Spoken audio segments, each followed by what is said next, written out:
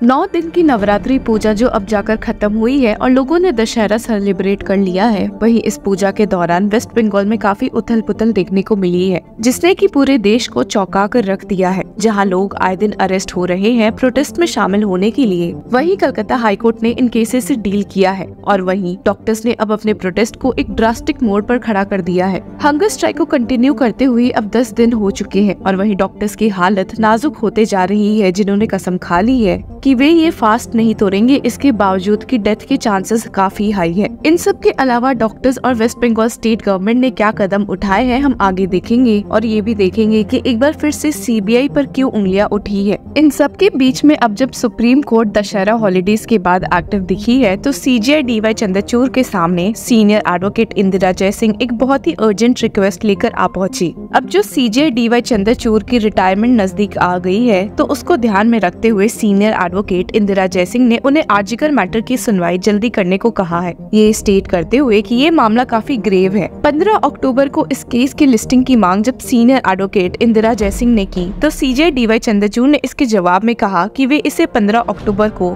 Marital rape case के बाद सुनेंगे। तो इंटरेस्टिंग होगा देखना कि सीबीआई की रिपोर्ट और चार्जशीट के बाद इस केस का रुख कैसे बदल सकता है। पर पहले बात करते हैं डॉक्टर्स द्वारा इस प्रोटेस्ट की, जो कि काफी इंटेंसिफाई हो चुकी है। 14 अक्टूबर को इस प्रोटेस्ट का 9वां दिन होगा और प्रोटेस्ट में अब डॉक्टर्स की भी हालत काफी खराब हो चुकी है, जहां आए दिन कुछ तो हॉस्पिटलाइज होते हुए भी दिखे हैं। पर डॉक्टर्स के इस जज्बे को देखकर उन्हें काफी सपोर्ट भी मिला है, जहां पहला सपोर्ट उन्हें द इंडियन मेडिकल एसोसिएशन से मिला है। वो has extended full support to the ongoing protest by doctors in West Bengal. Doctors के प्रोटेस्ट से लेकर सीनियर डॉक्टर्स के रेजिग्नेशन तक सबको आईएमए ने सपोर्ट किया है। और वहीं दूसरे सपोर्ट में the federation of all India medical association, a body representing resident doctors associations, has released a notification for a nation wide boycott of elective services by resident doctors association for tomorrow, that is अक्टूबर 15, 2024। इस nation wide protest से waste Bengal CM Mamata Banerjee और उनकी सरकार पर काफी pressure create होगा,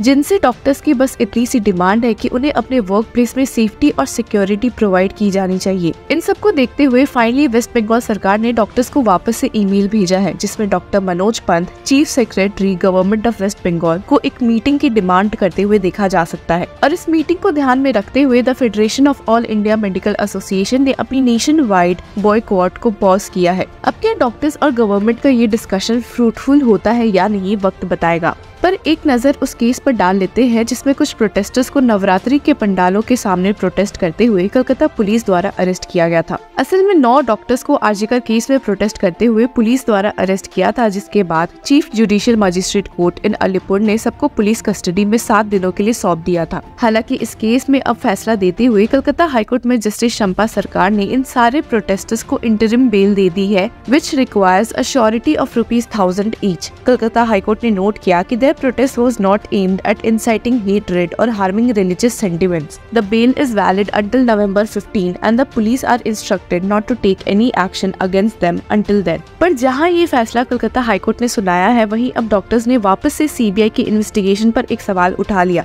कि भला वे इस केस में अभी तक कर क्या रहे हैं। इस मामले में doctor Devashish Halder, representative to West Bengal junior doctors front, ने क्या कहा है, एक बार सुन लेते हैं। प्रेस कॉन्फ्रेंसे ठीक যে জিনিস চিফ সেক্রেটারি, মাননীয় চিফ সেক্রেটারি বলেছিলেন আপনাদের, সেই একই কথা বলা হলো যে সেন্ট্রাল রেফারেল সিস্টেম তো হয়ে গেছে।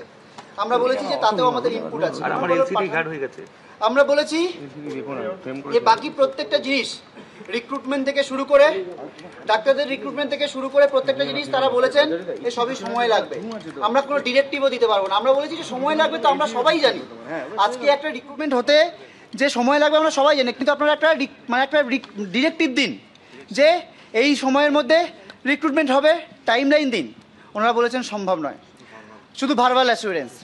আজকে বলা হয়েছে প্রিন্সিপাল হেলথ সেক্রেটারি নিয়ে আপনাদের কি মতামত, ওনারা বলেছেন এই নিয়ে কোনো আলোচনা করার জায়গা ওনারা নেই। ঠিক আছে, আমরা মানছি আজকের এই মিটিংয়ে হয়তো ওনারা জায়গায় নেই, কিন্তু আমরা আমাদের দাবি জানিয়ে এসেছি।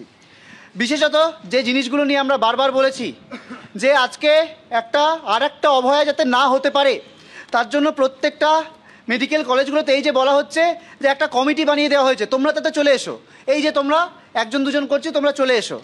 আজকে আমরা এই রকম যদি সিলেক্ট করে নেওয়া হয়, আজকে তো সন্দীপ ঘোষ এই আশিস পান্ডের মতো লোককেই সিলেক্ট করে নিয়েছিল, তার জন্যই তো অভয়া হয়েছিল। আমরা বলেছি যে তার জন্য একটা গণতান্ত্রিক ভাবে একটা ইলেকশন স্টুডেন্টস ইউনিয়ন বা আরডিএ ইলেকশনগুলো হোক।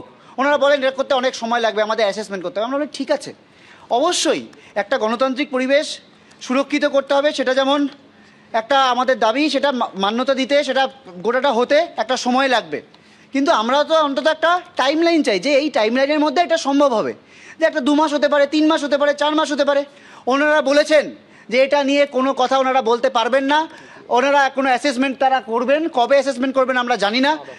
থার্ড উইক অফ অক্টোবর, তারপরে তো থার্ড উইক অফ অক্টোবর পুজোটা কাটিয়ে নেওয়া হোক, তারপর থার্ড উইক অফ অক্টোবরে গিয়ে তারা এটা নিয়ে চিন্তা করবেন, তারা এটা আদৌ অ্যাসেসমেন্ট করতে পারবেন না কি করতে পারবেন আমরা জানি না, সেটা তারা করবে। তারা বলা হয়েছে যে পুজোটা কাটিয়ে নেওয়া হোক।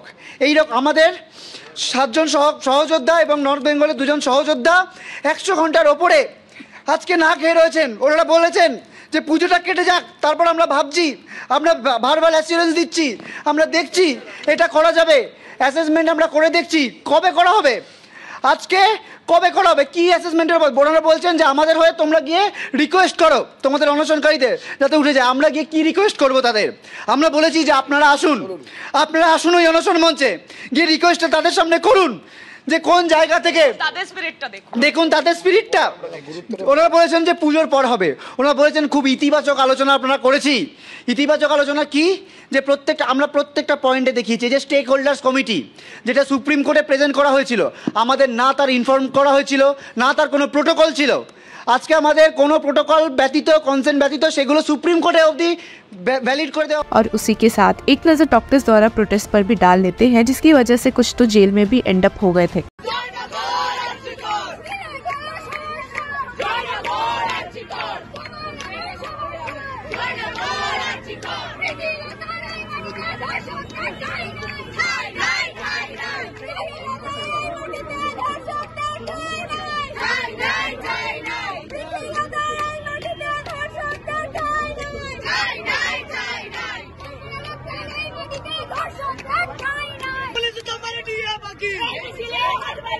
पुलिस তোমার দিয়ে বাকি একটা চটি ছাড়বে নাকি? পুলিশ তোমার দিয়ে বাকি একটা চটি ছাড়বে নাকি? আরে পুলিশ তোমার দিয়ে বাকি একটা চটি ছাড়বে নাকি? চটি রংটা আমরা বলছি ওপর চটি ছাড়বে নাকি? পুলিশ তোমার